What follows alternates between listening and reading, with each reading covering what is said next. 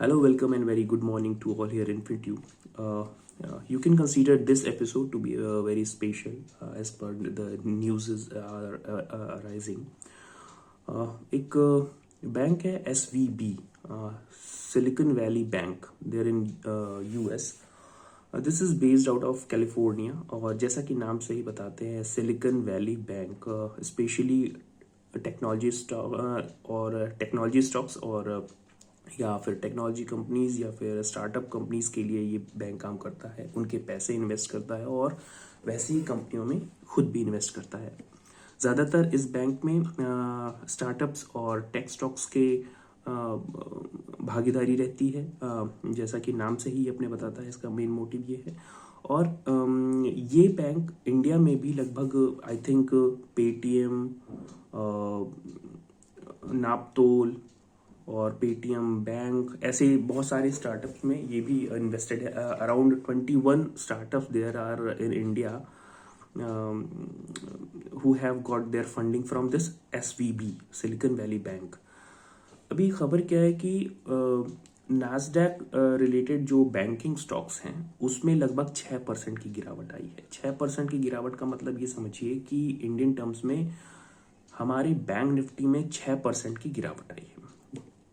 मैं सिर्फ एग्जांपल दे रहा हूँ, this is not our Indian scenario, but ये बिल्कुल ऐसी ही बात है कि बैंक निफ्टी में अगर 6% की गिरावट आएगी तो किस तरह की प्रॉब्लम क्रिएट होगी। सिलिकन वैली बैंक रैंकिंग के बेसिस पे लगभग, जैसा कि मैंने कुछ डेटा नोट कर रखे थे, तो ये यूएस के 16वां सबसे बड़ा बैंक है। ऐसा भी माना जा रहा है कि जैसा कि 2008 में लेमन ब्रदर्स की क्राइसिस आई थी, ये कुछ वैसी ही क्राइसिस की सुगबुगाहट शुरुआत करता है।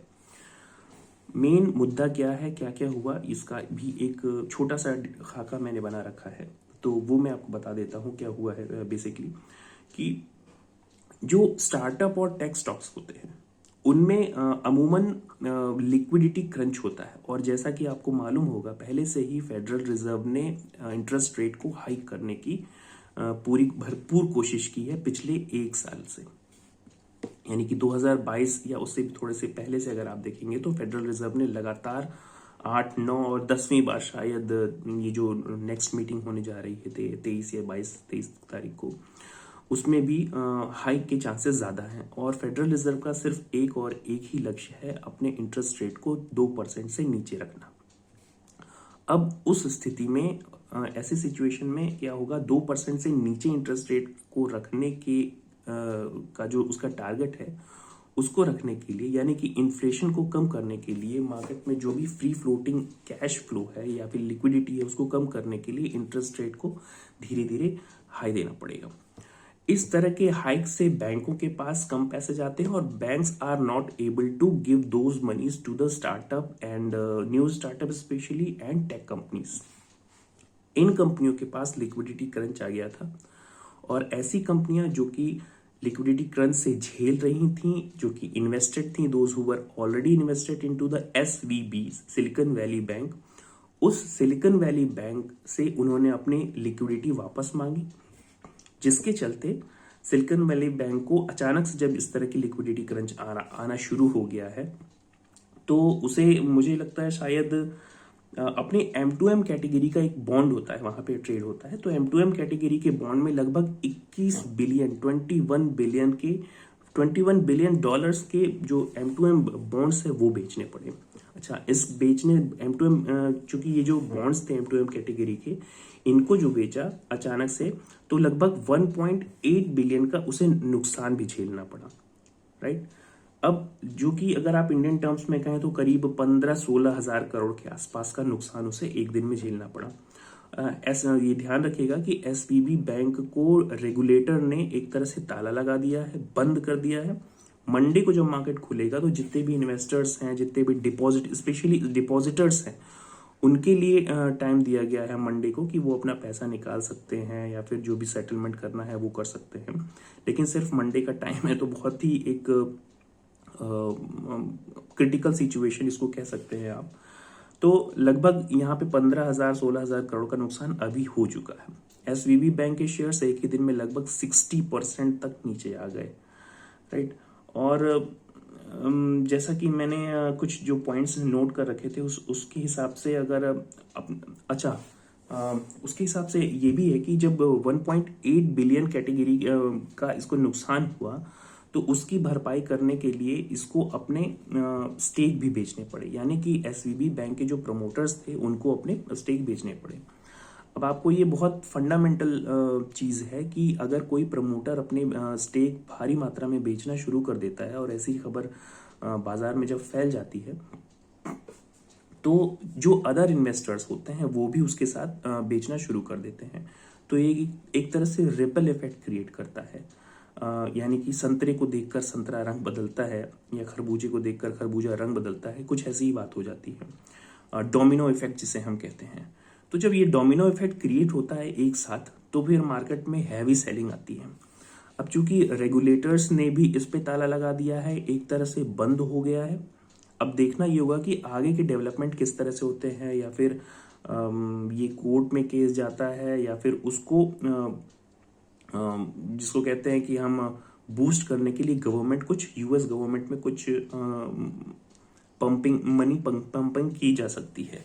लेकिन अभी के तौर पे मुझे ये नहीं लगता है कि इसमें किसी भी तरह का की कोताही बरतेगा फेडरल रिजर्व, और किसी भी तरह की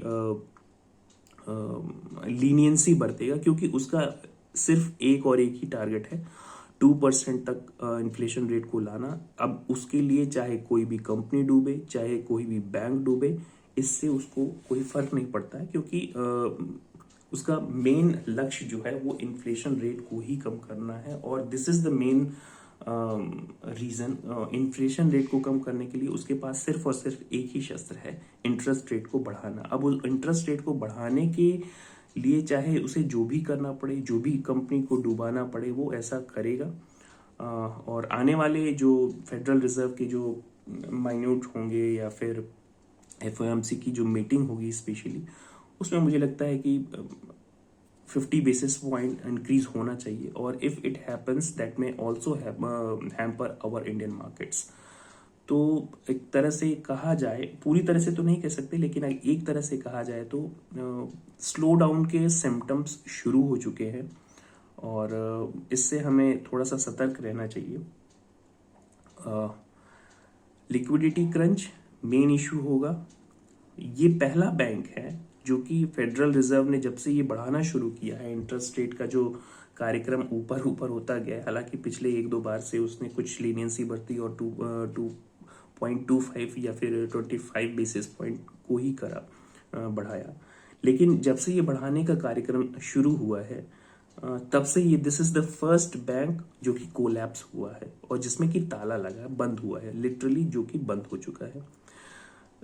नैस्डैक की बैंकिंग इंडेक्स मैं पहले भी बता चुका हूँ कि नैस्डैक में रिलेटेड जो बैंकिंग इंडेक्स है वो लगभग 6% गिरा, यानी कि ऐसा मानिए कि हमारा बैंक निफ्टी लगभग 6% की गिरावट हुई है। तो अब बेसिकली ये प्रॉब्लम क्रिएट करेगा स्टार्टअप्स के लिए, हमारे इंडियन स्टार्टअप्स के लिए भी, क्योंकि पेटीएम जैसी बड़ी कंपनियों में भी इसका इन्वेस्टमेंट था सिलिकॉन वैली बैंक का, और that may ask their stake from these companies. और अगर ऐसा होता है तो इन कंपनियों के शेयरों पे भी इसका प्रभाव जरूर पड़ेगा। तो आगे के डेवलपमेंट्स काफी इंटरेस्टिंग होंगे देखने, लेकिन अभी के लिए आपको मार्केट में लॉन्ग नहीं जाना है, ये पहला लेसन है। और आज की वीकेंड जो एनालिसिस है, हम इसको इस चर्चा को आगे भी बढ़ाएंगे कि सिलिकॉन वैली बैंक का इफेक्ट किस तरह से हमारे इंडियन मार्केट में पड़ सकता है, कहाँ कहाँ उसका इन्वेस्टमेंट है, और किस सेक्टर को, स्पेशली बैंकिंग और फाइनेंशियल सेक्टर को किस तरह से हैम्पर कर सकता है। इसकी चर्चा हम अपने आने वाले वीडियोस में, यानी कि जो आना वीकली एनालिसिस वीडियो हम करते हैं शाम तक, आई थिंक आज सैटरडे है तो शाम तक मैं उसको एनालाइज करने की कोशिश करूंगा। सो ये अभी के लिए अभी की अपडेट थी। That's it for today. Thank you very much.